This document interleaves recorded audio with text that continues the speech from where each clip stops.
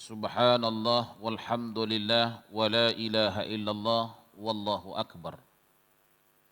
Wa qala Allah ta'ala fi kitabihil karim wa huwa asdaqul qailin a'udzu billahi minasy syaithanir rajim aqimis salata li dzikri. Faqala an-nabiy sallallahu alaihi wasallam as-saminu wa an Abi Musa Abdullah bin Qais al-Ash'ari radhiyallahu anhu qala Su'ila Rasulullah sallallahu alaihi wasallam 'anil rajuli yuqatilu syuja'atan wa yuqatilu hamiyatan wa yuqatilu riya'an ayyu dzalika fi sabilillah. Faqala Rasulullah sallallahu alaihi wasallam man qatala litakuna kalimatullahi al-ulya fahuwa fi sabilillah. Muttafaqun alaih. Allah berfirman dalam Al-Quran yang bermaksud dirikan kamu salat semata-mata mengingati aku. Nabi sallallahu alaihi wasallam bersabda dari Abu Musa, yakni Abdullah bin Qais al-Ash'ari radhiyallahu anhu, katanya Rasulullah sallallahu alaihi wasallam ditanya perihal seseorang yang berperang dengan tujuan menunjukkan keberanian. Ada lagi yang berperang dengan tujuan kesombongan. Ada yang berarti kebencian. Ada pula yang berperang karena tujuan pameran, menonjolkan diri kepada orang lain. Manakah yang termasuk dalam jihad fisabilillah? Rasul sallallahu alaihi wasallam menjawab, barang siapa yang berperang dengan tujuan agar kalimah Allah, yakni agama Islam itu, dengan tujuan agar kalimah Allah, yakni agama Islam, itulah yang luhur, maka ia disebut jihad fi sabilillah. Muttafaqun alaih, maknanya hadis ini diriwayatkan oleh Imam Bukhari dan Imam Muslim. Maha benar Allah dengan segala firman-Nya dan benarlah Nabi dalam berbagai sabdanya. Alhamdulillah, puji syukur kita kehadirat Allah Subhanahu wa taala. Di pagi hari ini kita sedang berada di bulan yang baru, yakni bulan Mac. Moga-moga bulan Januari Februari yang lalu kita pisah atau kita tinggalkan penuh dengan catatan kebaikan. Dan bulan ke depannya pula kita tingkatkan lagi catatan-catatan amal ibadah kita. Di mana Allah Subhanahu wa taala melalui hadis Nabi-Nya sallallahu alaihi wasallam, hendaklah kalian memenuhi buku catatan kalian itu dengan tulisan-tulisan yang baik-baik. Maknanya amal saleh yang diridai oleh Allah Subhanahu wa taala. Sebab itu nanti kitab itu akan kita baca. Tiba saatnya kitab yang kita sendiri tulis itu melalui mana? Melalui perangai kita. Macam kita kalau di dunia ini macam kita recording, kita cakap ditangkap oleh sistem penangkap suara itu. Jadi suara siapa itu? Suara kita. Jadi itu tadi perbuatan siapa yang tertulis itu? Perbuatan kita. Dalam Al-Quran seberapa? Fi kitabim marqum. Fi kitabin. Di dalam kitab, buku catatan kita di sisi Allah. Marqum maknanya apa? Lengkap dengan rakam. Rakam itu maknanya nomor dia. Nomor 1, nomor 2, nomor 3. Malah lengkap di mana tempatnya, jam berapa. Semuanya ada. Tidak ada satu pun yang tertinggal, walaupun titik, nuktah pun tak tinggal. Macam ibu draw duit, kemudian ambil risit. Risit itu jelaskan, kamu ambil ini uang ini hari bulan, sebanyak sekian, tempatnya sini, jamnya segini, semua lengkap. Itu malaikat box nama itu. Nah, dicatatnya berapa kita ambil situ. Itu tujuannya nanti kalau ada suatu hal yang berlaku, statement dikeluarkan oleh pihak bank. Di atas apa itu? Di atas perbuatan kita. Bukan orang lain yang buat, itu kita yang buat. Maka kita yang tercatat di situ. Itu baru teknologi buatan manusia. Ununtah lagi buatan Allah Subhanahu wa taala. Ya. Nanti baca surah Al-Mutaffifin. Wailul lil mutaffifin alladzina idza iktalu 'alan nasi yastaghfun wa idza kaluhum aw wazanuhum yukhsirun. Nanti kamu juga kata Allah akan ditimbang. Dan penimbangan itu tidak dirugikan, setitik pun tak dirugikan. Ada kita buat amal setitik, setitik itu pun dihitung oleh Allah Subhanahu wa taala.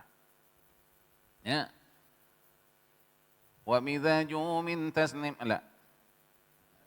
Wa idza iktalu 'alan nasi yastawfun wa idza kaluhum aw wazanuhum yusirun ala yadhunnu ulaika annahum mab'utsun liyaumin 'adzim. يوم يقوم الناس لرب العالمين كلا إن كتاب الفجار لفي سجين وما أدراك ما سجين. Sijin itu itulah dia, buku catatan-catatan itu. Fi kitabim marqum, dalam kitab catatan yang lengkap dengan nomor-nomor tempat-tempat jam-jamnya semua sekali. Dan pagi ini insyaallah kita sudah mencatat dalam catatan kita yang terbaik. Langkah tadi datang ini sudah dicatat. Niat datang sini tadi sudah dicatat. Apa niatnya? Itulah catatannya. Automatically. Ya. Apa yang ada dalam perut kita tadi itu niat itu sudah dicatat oleh Allah. Sama juga kita nih sekarang macam ini. Tadi waktu di tes panas itu tekan tangan keren. Sudah keluar di situ 36. Ya kan, 36 poin sekian. Kalau sampai 38 maji keluar. Itu penyakit namanya kan.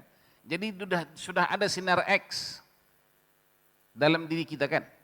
Nah, begitu juga lah kira-kira bayangan-bayangan perbuatan kita itu sudah masuk dalam catatan buku kita. Nah, yang mencatatnya itu ialah malaikat. Tapi yang dicatat itu adalah apa yang kita lakukan. Tak dikurangi walau setitik sekalipun. Nah, jadi niat kita datang tadi itu sudah dicatat.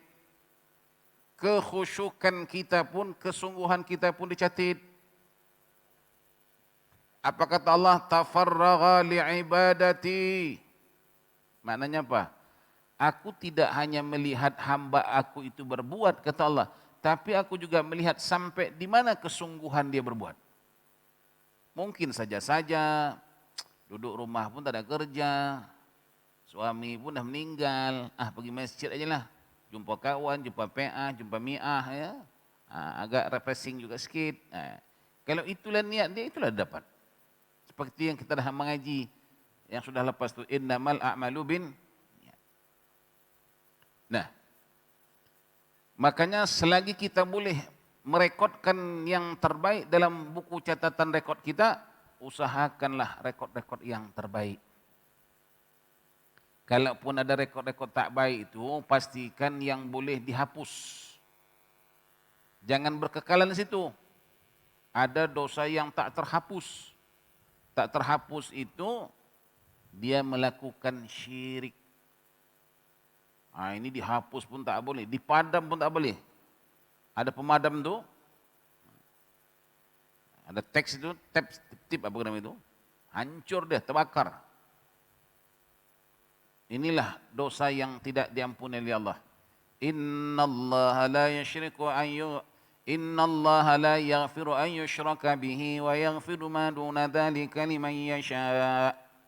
Sesungguhnya Allah sekali-kali tidak mengampuni dosa-dosa syirik itu. Dan Allah mengampuni dosa-dosa yang lain. Jadi kalau kita nak terpaksa berdosa, ya pastikan yang boleh terhapus. Ya. Nanti ada pada masa yang kita merayu kepada Allah agar catatan-catatan busuk kita itu minta dihapus. Itu nanti tempatnya pada malam nisfu Sa'ban, ya. Kita mohon kepada Allah agar catatan-catatan yang buruk-buruk itu dihapuskan, diganti dengan yang baik. Jadi kumpulkan yang baik-baik itu dulu. Nanti dipindahkan oleh Allah itu insya-Allah. Ya. Demikian juga dosa pagi ini boleh diampunkan paginya juga. Tadi dia berbuat sesuatu kesilapan, kesalahan, lalu dia beristighfar, astaghfirullahaladzim. Itu time juga diganti, dihapus oleh Allah dan diganti dengan yang baik-baik. Apa dia? Penyesalan, an-nadamah. Tadi al-ma'siyah, dosa, sekarang ditukar, dihapus, diganti dengan an-nadamah. An-nadamah maknanya bagaimana? At-taubah. At-taubah bagaimana? An-nadamah. Itu pembersih-pembersihnya, ya. Ada pembersih dosa. Baik. Hadis yang kita baca ini adalah Rasulullah SAW menjelaskan tentang niat seseorang. Niat berperang fi sabilillah. Tengok dia punya tajuk bagus, fi sabilillah. Maknanya perkara yang sangat-sangat dianjurkan oleh Allah. Tapi kadang-kadang dia lakukan, dia buat kerja yang baik yang dianjurkan oleh Allah dengan niat yang tak baik. Wa tujahiduna fi sabilillahi bi amwalikum wa anfusikum. Di sana itu Allah kata, berjihadlah kamu, berjuanglah kamu di jalan Allah. Bermakna kita berjihad itu diperintah, disuruh, malah diwajibkan oleh Allah. Apatah lagi kalau dia mati dalam keadaan berjihad, mati syahid. Kalau, ini ada kalau dia. Sebab di sini Rasulullah SAW ditanya perihal seseorang yang berperang, berjihad, ya, perang itu berjihad, tapi tujuannya untuk menunjukkan keberanian. Nak tunjuk lawa lah kira begitu, ya. Tapi dalam suasana jihad fisabilillah. Tajuknya jihad fisabilillah. Tapi dia melakukan fisabilillahnya itu dengan niat yang lain. Ini tadi, nak tunjuk keberanian. Konon-konon dia orang yang sangat-sangat berani. Nak tunjuk keberanian. Ada lagi yang berperang dengan tujuan sombong. Menunjukkan keangkuhan. Ya. Ada yang berarti kebencian. Ada pula yang berperang dengan tujuan pamer. Menonjolkan diri kepada orang lain. Pamer, ya. Jadi di sini kita lihat bermacam ragam niat mereka. Tapi dia dalam lingkaran jihad fisabilillah. Dan tak nampaklah itu. Yang tadi dia sombong itu tak nampak dia sombongnya, tapi dalam hatinya itu. Nak tunjuk berani itu. Memang tak nampak di mata kita barangkali, tapi mata Allah melihat. Ilmu Allah mengetahui. Oleh karena itu diingatkan, jangan kita berbuat karena manusia. Pastikan karena Allah. Kalau kita berbuat karena manusia, nampaknya bagus-bagus saja. Perang jihad fisabilillah kok. Rupanya ada terselip di dalamnya niat, innamal a'malu binniyat. Bermacam-macam tadi niat-niat mereka. Lalu ditanya, dengan demikian manakah yang termasuk dalam jihad fisabilillah? Kalau begitulah ragam-ragam mereka, niat-niat mereka itu, mana satu yang fisabilillah itu? Yang kalau dia mati syahid itu? Rasulullah SAW menjawab, apa kata Nabi? Barang siapa yang berperang dengan tujuan agar kalimat Allah, yakni semata-mata li'ila kalimatillahil ulia, mempertahankan agama Islam, itulah kata Rasulullah yang luhur, yang jujur, yang benar, maka itulah yang disebut fisabilillah. Jadi di sini kita dapat kesimpulan, niat adalah memainkan peranan penting dalam sesuatu ibadah. Hadis di atas, hadis yang kita baca ini menerangkan bahwa sesuatu amal itu hanya dapat dinilai baik jika niat yang terkandung dalam hati si pelaku itu baik. Jadi tidak hanya dilihat kepada pelaksanaannya, tapi juga pada niatnya. Berulang kali kita baca wa ma umiru illa liya'budullaha mukhlishina lahuddin. Nah itu. Nah. Selain itu dijelaskan pula bahwa keutamaan yang nyata bagi orang yang berjihad melawan musuh di medan perang itu dikhususkan untuk mereka yang berjihad fisabilillah, yakni tiada maksud lain kecuali untuk meluhurkan kalimah Allah, li'ila kalimatillahil ulia tadinya, yakni demi agama Islam. Demi agama Islam itu maknanya demi Allah. Kenapa demi Allah? Sebab inna dina indallahil Islam. Karena agama di sisi Allah itu ialah agama Islam. Jadi maknanya Mak Haji, kita yang beragama Islam ini kita memeluk agama Allah. Nah, kita memeluk agama Allah. Itu satu. Yang kedua, Islam ini agama Allah, jangan disembrono-sembronokan. Kalau engkau tak suka, engkau keluar. Seakan-akan Allah berkata demikian. Ini agama Islam, ini agamaku. Jangan kamu permain-mainkan. Kalau memang ternyata engkau tak senang, engkau keluar. Cari agama yang lain. Tapi ingat, kata Allah, wa may yabtaghi ghairal islami dinan falan yuqbala minhu. Maka barang siapa yang mencari agama selain pada agama Islam, falan yuqbala minhu. Ini kata Allah, aku tak terima. Wa huwa fil akhirati minal khasirin. Kalau kamu pegang juga agama yang aku kata aku tak terima, diamalkan juga, dipegang juga sampai mati, wa huwa fil akhirati minal khasirin. Nanti kata Allah di hari akhirat kamu tergolong orang yang rugi. Kenapa? Engkau bawa barang yang tak berharga. Mu'aji bawa uang tiga koper.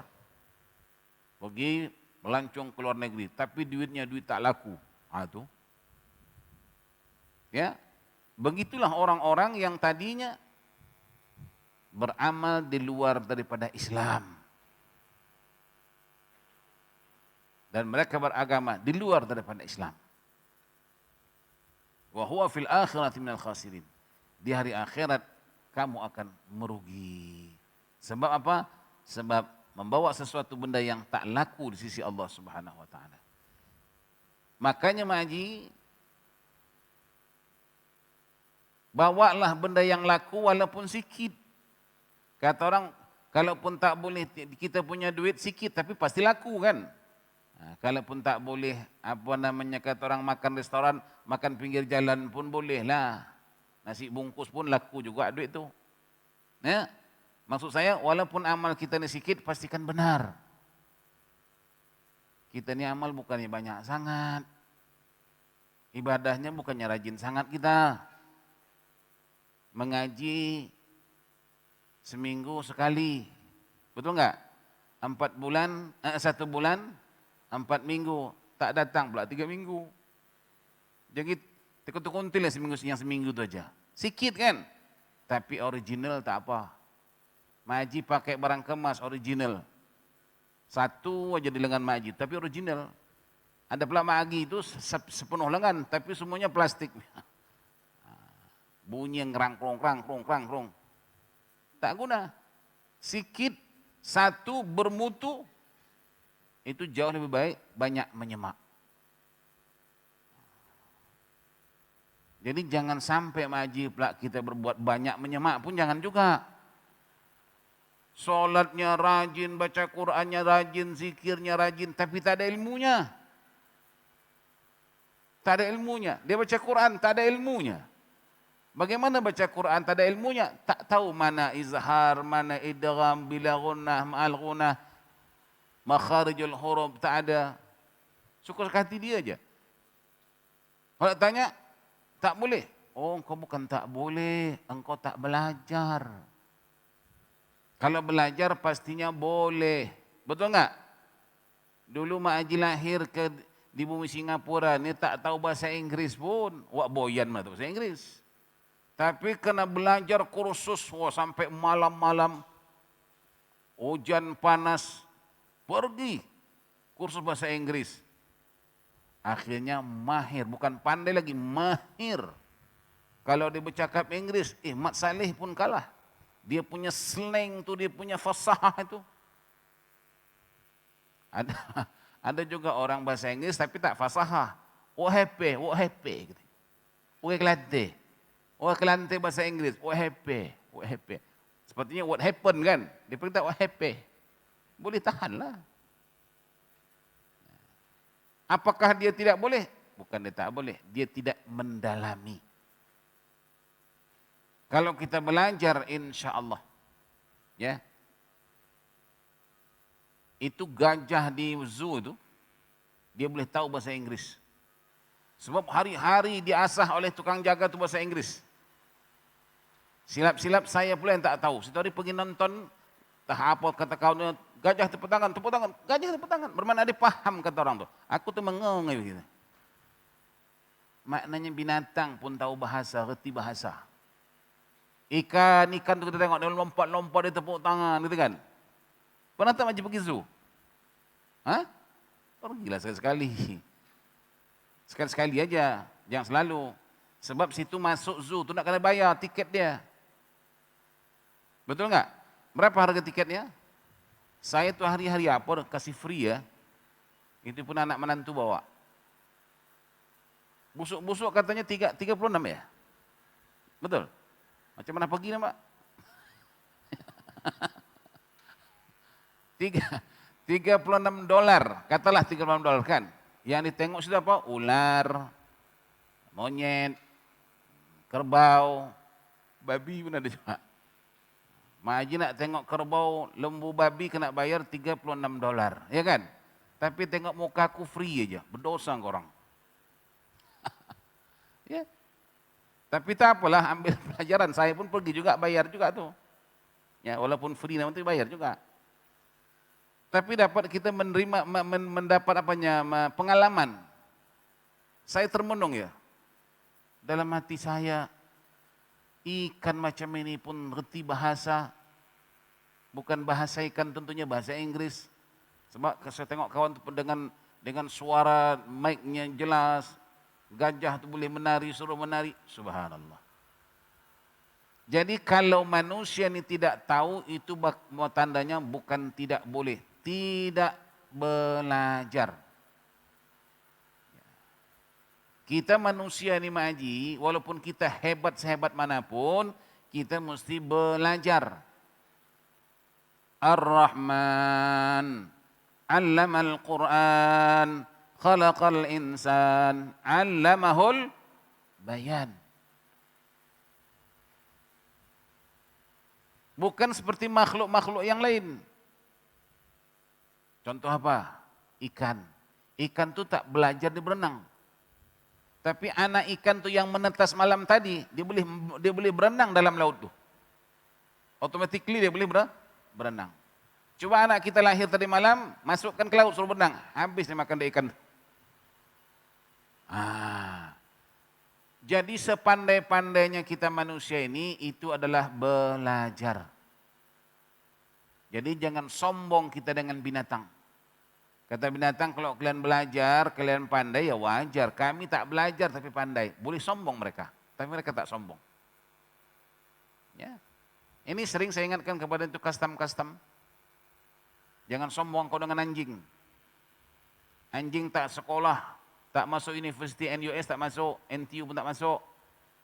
Tapi dia boleh tahu, suami isteri datang balik daripada Johor. Pak Haji ni bawa dadah, Mak Haji ni bawa kuih dadah. Sama-sama dadah juga. Tapi anjing dilepaskan Mak Haji tu. Sebab Mak Haji bawa kuih dadah. Pak Haji sangkut sebab bawa dadah. Siapa beritahu?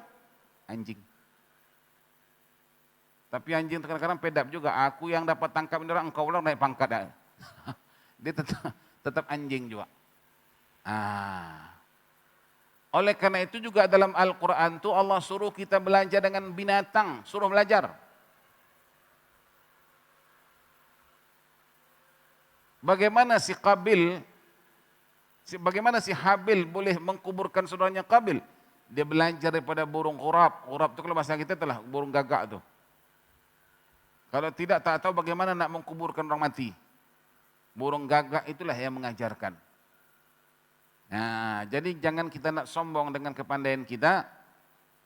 Ada makhluk Allah yang tak belajar tapi dia tahu. Itu kelebihan. Kullu zain madiyah. Setiap sesuatu makhluk itu ada kelebihan-kelebihan tersendiri. Jadi kalau masing-masing ada punya kelebihan, jangan saling menghina, melainkan saling membina. Sekalipun itu binatang. Orang-orang Arab dulu siapa yang menolong mereka bekerja keras? Binatang. Mengangkat barang-barang berat itu semua binatang-binatang itu. Himar namanya, keledai. Ya. Baik, selain itu dijelaskan pula bahwa keutamaan nyata bagi orang yang berjihad melawan musuh di medan perang itu dikhususkan untuk mereka yang berjihad fi sabilillah, yakni tiada maksud lain kecuali untuk meluhurkan, mengikhlaskan kalimat Allah, yaitu agama Islam.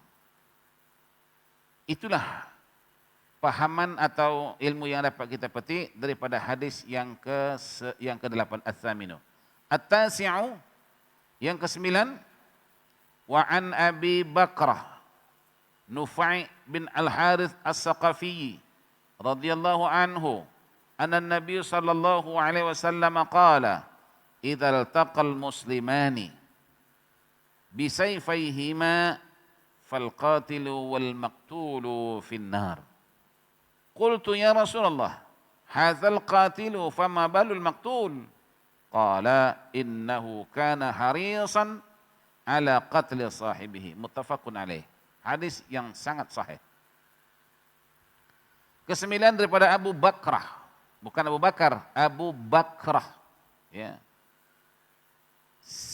Siapa Abu Bakrah? Yakni Nufai' bin Haris As-Saqafi. Bahwasanya Nabi SAW katanya bersabda. Apa kata Nabi waktu itu? Apabila dua orang muslim berhadapan, masing-masing membawa pedangnya dengan maksud ingin membunuh, maka yang membunuh dan yang terbunuh sama-sama masuk ke dalam neraka. Saya, kata Abu Bakrah, bertanya, ya Rasulullah, ini yang membunuh patut masuk neraka. Tetapi bagaimanakah halnya orang yang terbunuh? Yakni mengapa pula dia masuk neraka? Paham itu ya? Kalau ikutkan kenyataannya, si pembunuh itulah yang masuk neraka. Yang terbunuh masuk surga, kan begitu? Tapi di sini Nabi kata, al-qatilu wal maqtulu finnar. Si pembunuh dengan yang terbunuh, dua-dua masuk neraka. Lalu kenapa? Kata Nabi, karena sesungguhnya orang yang terbunuh itu juga ingin sekali membunuh kawannya itu. Sebenarnya kata Nabi, yang terbunuh itu pun, dia pun ingin membunuh juga. Cuman tak sempat membunuh, dia duluan terbunuh. Tapi niat dia memang nak membunuh. Tapi dia duluan terbunuh. Jadi hati-hati. Belum tentu orang yang terbunuh itu masuk surga, yang membunuh masuk neraka. Bisa-bisa kedua-duanya masuk sekali. Sebab bergantung kepada niat. Lain cerita si Habil dengan Qabil. Si Qabil dengan si Habil ni, niat si Qabil itu memang membunuh. Ya. Si Habil itu tidak untuk niat membunuh. Terbunuhnya dia yang terbunuh ini yang masuk surga. Sebab dia tidak ada niat untuk membunuh. Katanya apa? Walaupun engkau nak bunuh aku takkan menggerakkan tanganku untuk membunuhmu. Ya. Ketika itu terbunuhlah dia. Nah ini lain. Ini yang membunuh masuk neraka, yang terbunuh masuk surga. Ini juga adalah berkenaan dengan niat. Nah.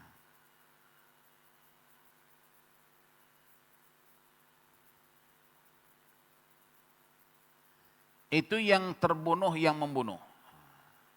Sekarang bagaimana pula yang melihat? Yang melihat.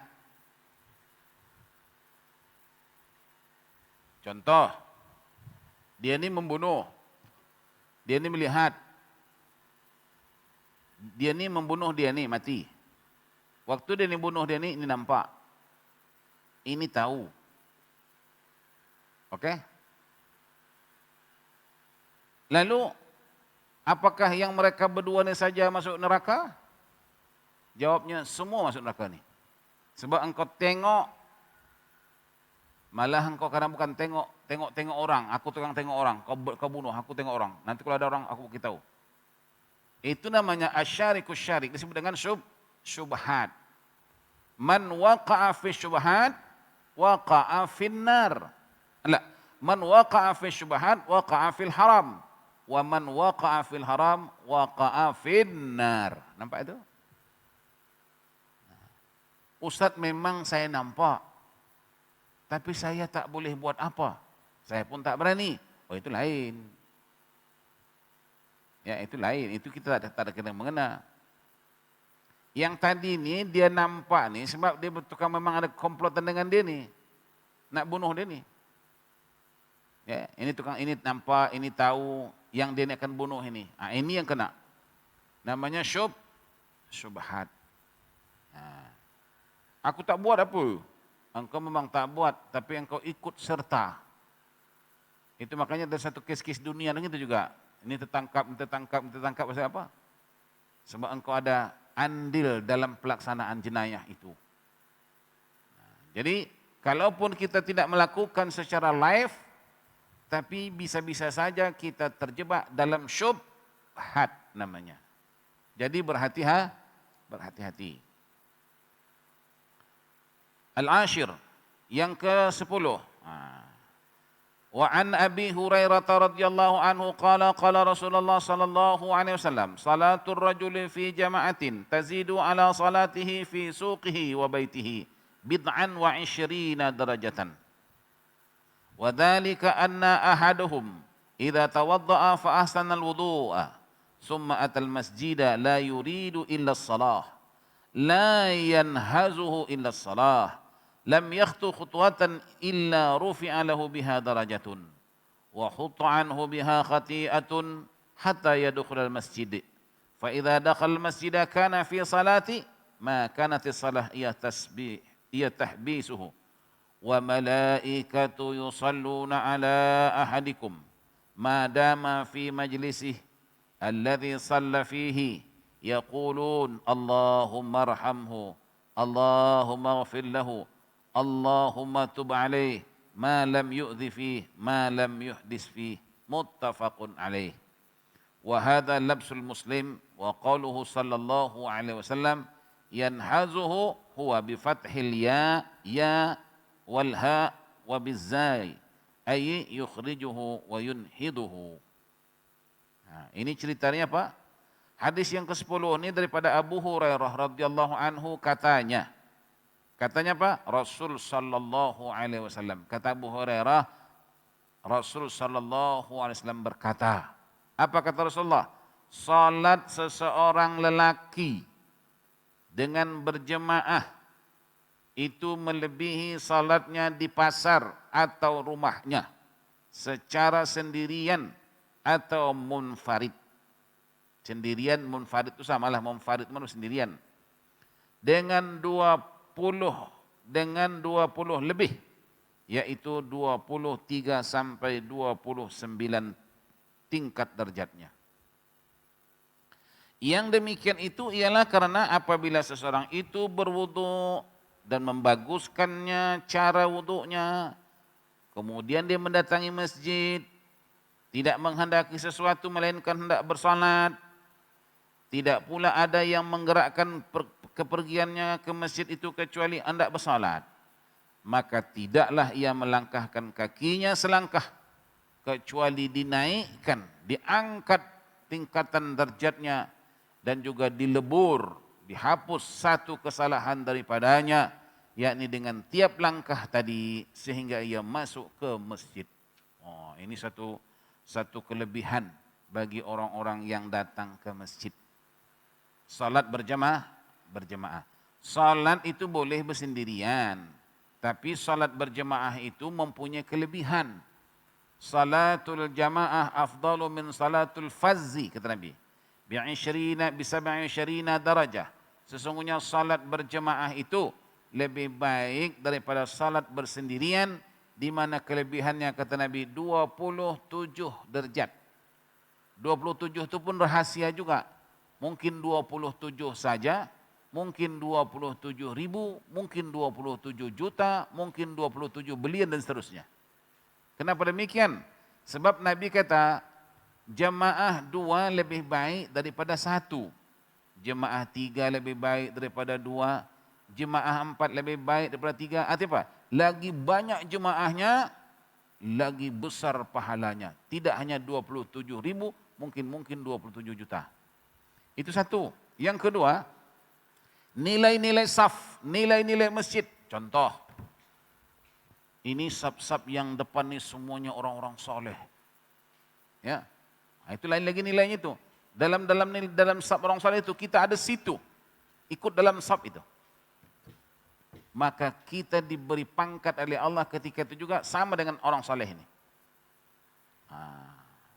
Bak kata orang macam orang masuk kedai minyak wangi, dia tak beli itu minyak, tapi dia keluar daripada kedai minyak wangi itu, dia pun dapat bau wangi itu sekali. Itu namanya barakah. Saf itu ada nilai. Saf pertama, saf kedua ada nilai. Apatah lagi saf-saf yang ini tadi orangnya orang yang saleh. Coba kita tengok kalau salat di Mekah, salat tarawih. Itu di belakang imam tuh, saf pertama, saf kedua, saf ketiga tuh, itu semuanya orang pilihan itu. Semuanya al-hafiz. Bukan suka-suka duduk belakang imam tuh. Dia mesti ada pangkat juga, al-hafiz. Ya. Kemudian lagi nilai masjid. Contoh, kalau kita salat di masjid Yusuf Ishaq, bagus. Pasal apa? Itu jemaahnya semua orang-orang soleh. Orang-orang soleh. Kalau di masjid lain, ada soleh, ada salah, ada salah, ada soleh. Bercampur. Sementara masjid Yusuf Ishaq, semua orang soleh. Nilai masjid itu lain. Sama juga, Masjidil Haram itu nilainya lain. Pasal apa? Situ Ka'bah, di situ tanah haram. Nilai salat di Masjid Nabawi lain. Sebab apa? Sebab itu tanah haram dan di situ jasad Rasulullah sallallahu alaihi wasallam dan itu adalah kampung Rasulullah. Maka sebut Madinah, Madinati, mana kampung aku, kata Rasulullah. Jadi masjid itu ada nilai-nilainya tersendiri. Ya. Macam saya katakan tadi, jemaahnya semua orang-orang baik. Kemudian imamnya semuanya al-hafiz. Kita sendiri, naluri kita manusia nih. Ini hari sembahyang, ini hari salat di mana Pak Haji? Masjid ini. Karena macam mana? Boring lah Ustaz. Pak Imam menggigil, Pak Bilal menggigil. Pengurus yang datang kencing-kencing. Jadi ada rasa, dia punya refleksnya itu kan lain. Lainlah di Masjid Yusuf, bagus lah. Imam bagus, khatibnya bagus, Bilalnya bagus. Malah juga pengurus-pengurusnya jawatan kuasanya bagus-bagus. Sambut orang ahlan wa sahlan dengan muka senyum. Bukan, ada bawa sejadah? Tak ada, tak boleh masuk. Ada kadang-kadang masjid macam itu. Iyalah, SOP itu SOP lah, tapi nada cakap engkau tu dengan muka engkau tu robah lah sikit. Menjadi orang boring, masjid tak guna lah. Kenapa? Memanglah saya tak bawa sejadah, kata hamba Allah ni. Saya memang tak bawa sejadah. Tapi dia mau salat, waktu sudah singkat, waktu maghrib. Dia sudah terlambat. Aku kata sajadah, pergi, tak boleh. Adalah cara lain. Ya setidak-tidaknya juga masjid menyediakan sejadah jika ada yang tak bawa sejadah. Artinya adalah usaha-usaha murni.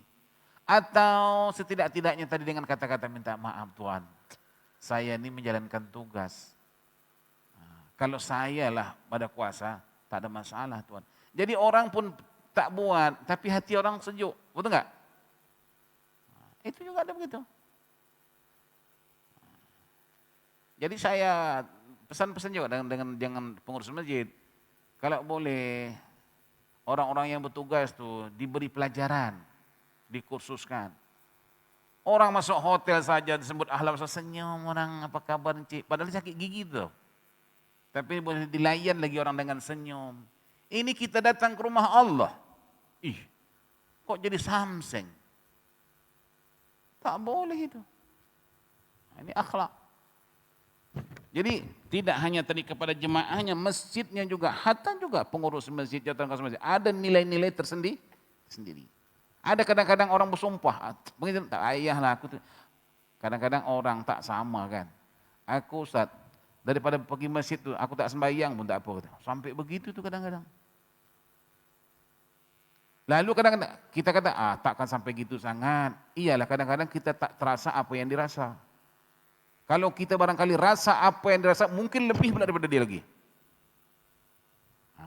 Ini. Jadi bukan hanya sekedar jemaahnya saja, tapi yang berkenaan dengan hal-hal dengan masjid itu sendiri. Ini suara mic-nya pun ada kelebihan. Baguslah. Kalau kita salat di Masjid Yusuf, pasal apa? Dia punya mic jelas. Suara Pak Imam clear. Suara khatib bagus. Ini ada kadang-kadang masjid.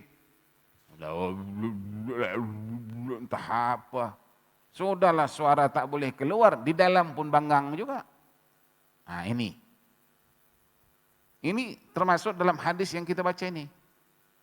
Memang ada kelebihan-kelebihan tersendiri bagi orang-orang yang salat ke masjid. Sebab masjid ni rumah Allah. Ditambah lagi dengan berjemaah. Kemudian beliau kata Nabi, sambungnya, apabila ia telah masuk dalam masjid, maka ia memperolehi pahala seperti dalam keadaan salat. Dia baru masuk masjid, pahala sudah disediakan oleh Allah. Sebab nawaitunya tadi itu memang ikhlas. Dia nak ke masjid itu memang nak bersalat. Begitu dia pijak kakinya ke dalam masjid itu, sudah disediakan Allah Ta'ala pahala. Sama juga lah macam Mak Haji tadi. Sebelum datang ke rumah kawan, dah beritahu, dah seminggu yang lalu Mak Haji dah beritahu nak datang ke rumahnya. Tentu dia yang punya rumah dah menyiapkan makan minum, betul enggak? Begitu Mak Haji Assalamualaikum, kemudian buka pintu, air, teh tarik, teh, semua dah ada situ. Belum lagi kita duduk tapi hidangan sudah tersedia. Sebab apa? Sebab dia sudah bagi tahu seminggu yang lalu nak datang. Begitu juga memang nawaitunya ni tidak ada berbelah bagi. Memang dia mau ke masjid untuk melaksanakan salat.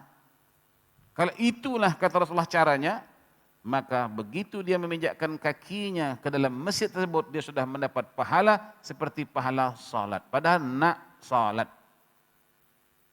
Okey? Selama apabila dia termasuk masjid, maka ia memperoleh pahala seperti dalam keadaan salat, selama memang salat itu yang menyebabkan dia bertahan di dalam masjid itu. Ini satu lagi. Tadi dia datang masjid. Katalah salat maghrib. Habis salat maghrib itu dia lanjutkan untuk salat isya. Lalu dia duduk dalam masjid menunggu apa itu? Menunggu taksi. Bukan. Menunggu masuknya waktu isya. Okey? Kata Nabi apa? Selama dia duduk dalam masjid itu tadi, menunggu waktu salat tadi itu, maka Allah telah memberikan dia pahala seperti pahala di salat juga. Nampak itu? Tapi pastikan duduk dalam masjid ni. Jangan duduk luar sana. Kadang-kadang dia tak balik, nunggu apa? Nunggu isyak. Tapi apa? Isyak rokok di luar sana. Menunggu waktu isyak rokok. Itu bukan caranya. Atau dia tidak isyak rokok, saya bukan rokok, saya luar saja. Buat apa? Berbual-bual. Orang cuma bilang ngobrol-ngobrol, omong kosong. Bual, Allahu Akbar, masuklah waktu. Kan nampaknya itu kan macam tadinya dia itu menunggu masuknya waktu. Tapi cara dia pelaksanaan dia menunggu waktu itu tidak seperti yang dianjurkan Nabi. Dia duduk dalam masjid itu, dia berzikir, dia baca Quran, dia bertasbih, nanda i'tikaf dalam dewan.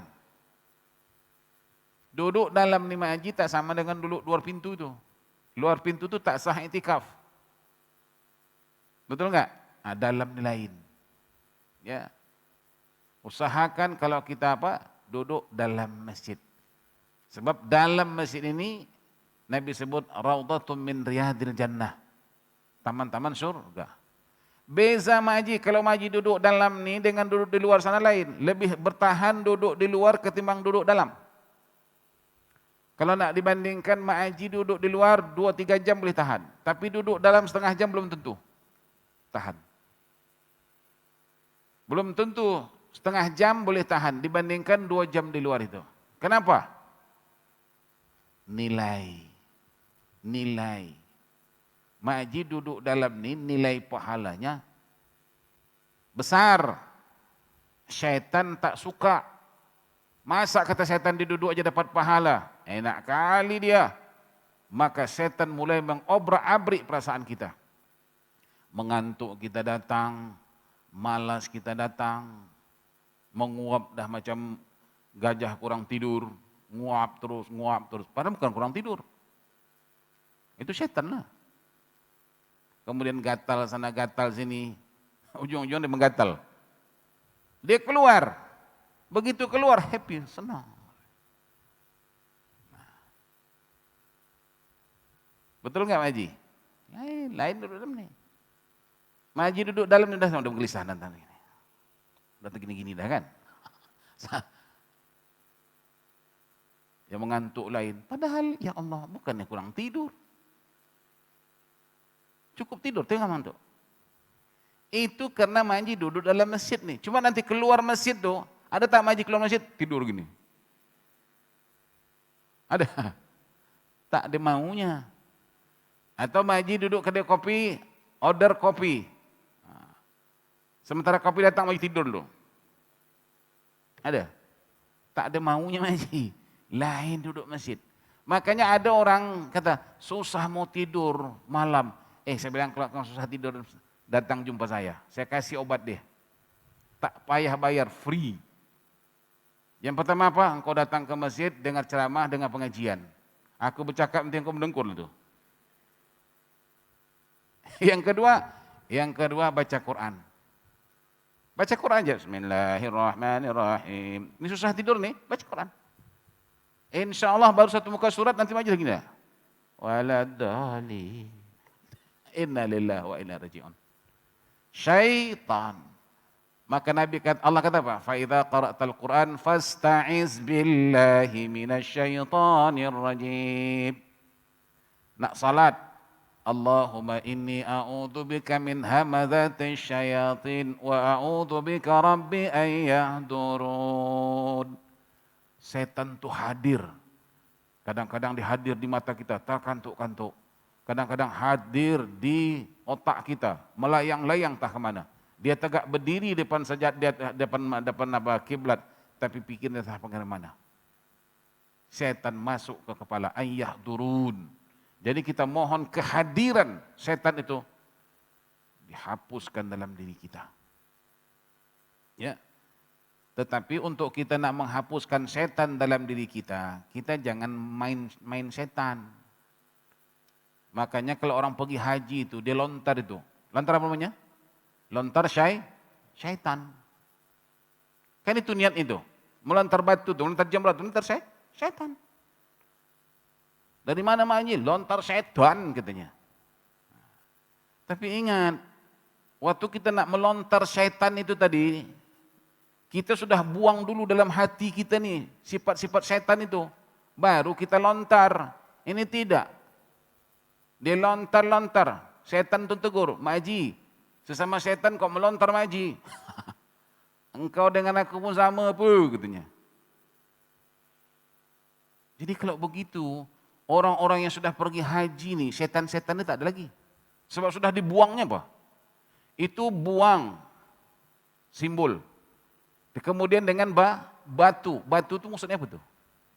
Kebencian kita kepada syaitan tu, rasa kerasnya benci kita tu macam batu itulah. Makanya batu boleh digunakan alat melontar itu. Ini tidak ada pergi lenggang-lenggang, melontar. Ada pula terlalu marah dengan setan. 7 batu tu sekali. Orang satu-satu kan, dia 7 sekali. Kemudian satu pagi tu pula, orang batu kecil-kecil sebesar 1000 jari dibantai menenggam. Tanya, kenapa besar sangat Ji?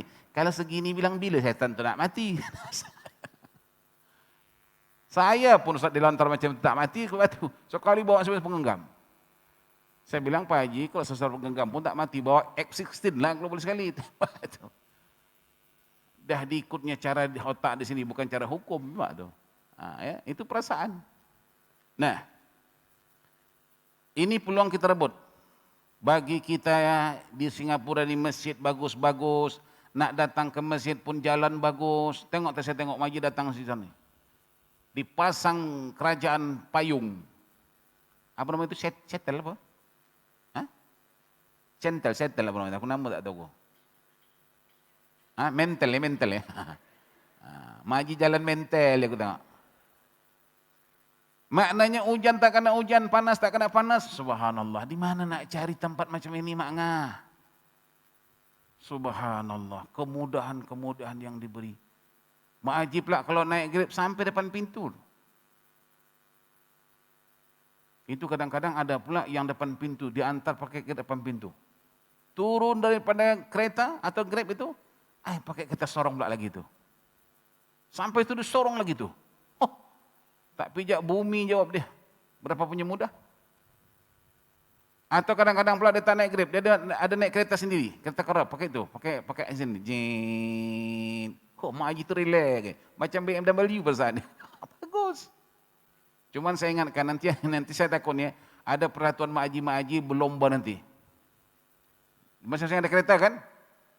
Berlomba. Dibikin satu tanah padang luar berlomba. Sekarang macam-macam orang. Siapa menang dapat 1000 umpamanya kan. Yang pesertanya semua Mak Haji pakai kursi roda punya orang. Jadi kita di masjid Singapura ni subhanallah, hatta di kampung Waasan satu masjid tu, kampung Petampan tu, masjidnya bagus. Karpetnya ada, kamar mandinya bagus, bersih, jalan pun Allah. Tak ada di mana lah macam ni. Betul? Ini peluang-peluang untuk kita pergi ke masjid, senang, mudah. Kemudian sampai pula di masjid, karpet. Mana yang tak boleh karpet, duduk pakai di atas kursi, VIP. Ya kan? Dan Mak Haji tak payah bawa kursi. Kursi sudah dipasang oleh masjid, subhanallah. Jadi doakan Mak Haji, orang-orang masjid ini doakan kasihan. Nanti kita balik ini, dia siram pula ni. Kerja dia kan? Doakan mereka. Agar segala amal-amal jerih mereka itu dibalas oleh Allah. Duit tak seberapa sangat mereka dapat dah. Kerja kadang-kadang lebih, gaji tak lebih. Tapi tak apa, mereka nakkan pahala. Nah, para malaikat, ini ada apabila ia masuk tadi, sama salat, para malaikat juga akan mendoakan supaya seseorang dari kamu mendapat kerahmatan Allah selama dia masih berada di tempat salatnya di situ. Kita yang mengaji ini pun mendapat doa malaikat ini. Terus didoakan oleh malaikat. Ampunkan dosa mereka, terima amal ibadah mereka. Sampailah kata Nabi kita bersurai daripada majlis ini. Baru malaikat itu berhenti mendoakan kita. Subhanallah. Dalam kitab Siratus Salikin sebenarnya mereka yang datang ke masjid tujuan menuntut ilmu. Kita inilah. Maka para malaikat itu dikerahkan oleh Allah supaya mendoakannya. Apalagi an-nablu fil hajari, semut-semut yang ada dalam lubang tanah itu. Wa tuyur fil hawa'i, burung-burung yang berterbangan di udara. As-sama'u fil bahr, ikan-ikan yang berada di dalam laut. Semua mendoakan mereka yang datang ke masjid tujuannya menuntut ilmu. Kita boleh menuntut ilmu di bawah blok, di rumah blok-blok boleh. Tapi tak sama nilainya dengan kita datang menuntut ilmu di masjid. Subhanallah Mak Haji, Pak Hajiku sekalian. Belum lagi pahala kita menuntut ilmu ni. Pahala kita i'tikaf saja sudah berapa banyak. Ya. Pahala i'tikaf. Duduk dalam masjid ni pun ada pahala. Itu makanya kalau ada orang yang malas datang ke masjid, itu dia itu. Mungkin Allah Ta'ala tak terima dia sebagai tamu. Kita datang ke masjid, datang ke rumah Allah. Kedatangan kita ke rumah Allah ini diundang oleh Allah. Maka kita sebut tetamu Allah. Dan manakala Allah mengundang bermakna orang itu orang yang baik. Dan tak mungkin Allah mengundang orang tak baik. Jadi kita ini semuanya baik. Nabi kata manakala kamu lihat orang datang ke masjid, datang ke rumah Allah. Manakala kamu lihat orang pulang daripada masjid, pulang daripada rumah, isyhadu wa khair. Kata Nabi, buktikan, saksikan dia itu orang baik. Mana pula baik Ustaz, dia hanya kencing masjid apa? Baik, nak kencing pun pergi masjid, hebat juga itu. Ya, padahal kencing boleh di mana-mana, tapi pergi masjid, pasal apa? Free. Kalau tempat itu kena bayar 20 sen. Begitu label orang yang datang, orang yang pulang daripada masjid itu baik. Kenapa kita masih malas pergi ke masjid? Sebab kita tak tahu ya. Sekarang dah tahu Maji. Malaikat mendoakan supaya seseorang dari kamu mendapat kerahmatan Allah selama dia masih berada di tempat salat itu. Para malaikat itu berdoa, ya Allah, kasihanilah orang ini. Tapi ini pastikan sampai di sini kata malaikat ya. Jangan pula, ya Allah, kasihanilah orang ini. Tidur terus dia. Jangan sampai itu doa malaikat. Ya Allah, kasihanilah orang ini. Ya Allah, ampunilah dia ya Allah. Bersusah payah dia datang tadi ya Allah. Bersusah payah, tak sempat sarapan pagi pun dia datang ya Allah. Itu semua direkod Maji. Ya Allah, terimalah taubatnya ya Allah. Ini didoa oleh makhluk yang istimewa, malaikat. Dah pasti kabul doanya. Cuman kabul doa itu pasti di sisi Allah, tapi untuk kita belum tahu. Sebab kata Rasulullah, ada 3 jenis manusia yang tidak mendapat doa sekalipun doa malaikat. Terhijab mereka semasa hidup dan sesudah matinya. Allahu Akbar. Siapa ini? Mereka yang meninggalkan salat. Coba Maji-Paji bayangkan, seluruh dunia nih pasti berdoa. Allahumma ghafir li dhunubi wa li walidayya warhamhuma kama rabbayani saghira wa li jami'il muslimina wal muslimat wal mu'minina wal mu'minat al ahya'i minhum wal amwat. Itu seluruh dunia. Sama dia baca Allah maghfir atau Allah maghfir lana dhunubana wa liwalidina warhamhum kama rabbawna shighara wa li jami'il mu'minina wal mu'minat wal muslimina wal muslimat al ahya'i minhum wal amwat. Tapi dia tidak termasuk dalam golongan yang disebut muslimin, dia tak masuk muslim, tak sembahyang, apalagi mukmin langsung tidak. Sebab apa? Dia tidak bersalat, maka dia terhijab. Padahal seluruh dunia ini mendoakan siang malam 5 waktu itu. Hari ini, sekarang ini kita berada pada pukul berapa ini ya? Dah pukul 11, nak balik bentar lagi. Ada orang sekarang ini salat subuh di negeri lain. Ada sekarang ini orang salat asar. Ada sekarang ini orang salat zuhur. Ada orang salat maghrib. Ada orang salat isya sekarang ini. Artinya apa? Tak berhenti itu semua. Tapi alangkah kecewa, alangkah sayangnya. Dia tidak mendapat doa itu tadi, terhijab antara dia dengan doa itu. Sebab apa? Sebab dia tidak termasuk dalam golongan orang yang demikian. Kenapa? Karena dia meninggalkan salat semasa hidupnya. Maka dia terhijab semasa hidup dan sesudah mati. Kadang-kadang doa kita mungkin tak diterima Allah, tapi doa orang lain diterima Allah Ta'ala, dapat juga kita. Oleh karena itu Pak Haji, jagalah salat. Hafidhu ala salawatin. Jagalah salatmu. Ya. Dan usahakan berbuat baik kepada siapa saja. Kalau kita berbuat baik kepada orang lain, nanti orang lain itu akan berbuat baik pula kepada kita. Dan terakhir, hal sedemikian ini selama orang tersebut tidak berbuat buruk. Nampak itu? yakni tidak berbual-bual hal-hal keduniaan. Sekarang Mak Haji rasa tak apa manfaatnya duduk renggang-renggang nih? Ada manfaatnya, engkau tak bercakap. Kalau tidak,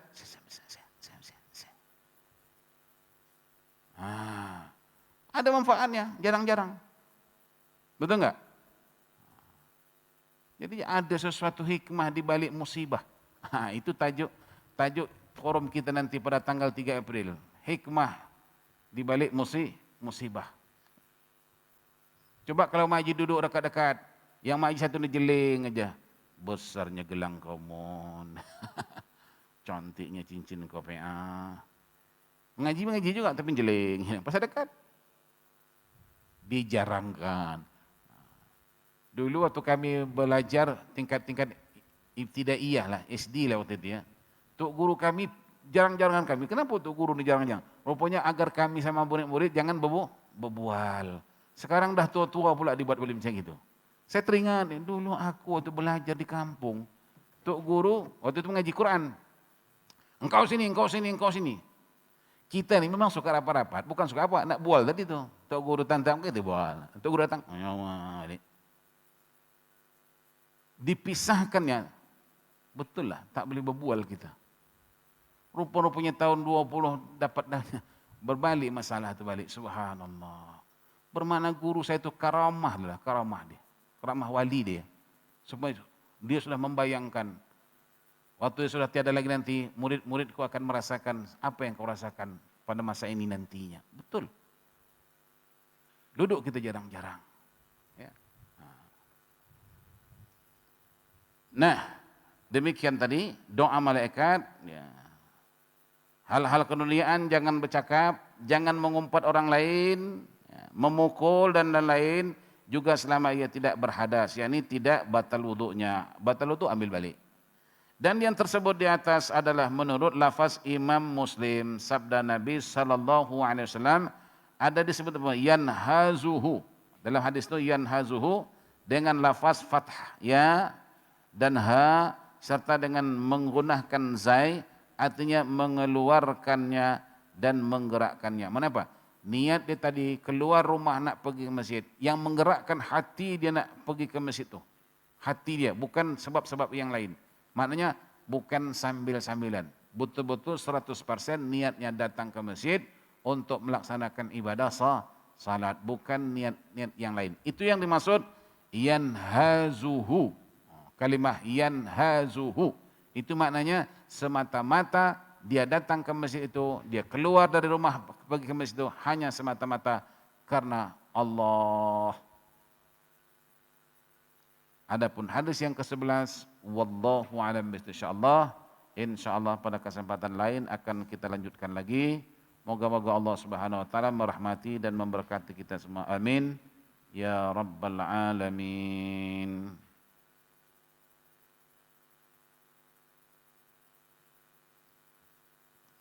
Sebelum kita berpisah, sama-sama kita penuhi hajat permintaan berjamaah, yakni sama-sama kita bacakan suratul Fatihah untuk Allahyarham Haji Ibrahim bin Mad yang telah kembali ke rahmatullah.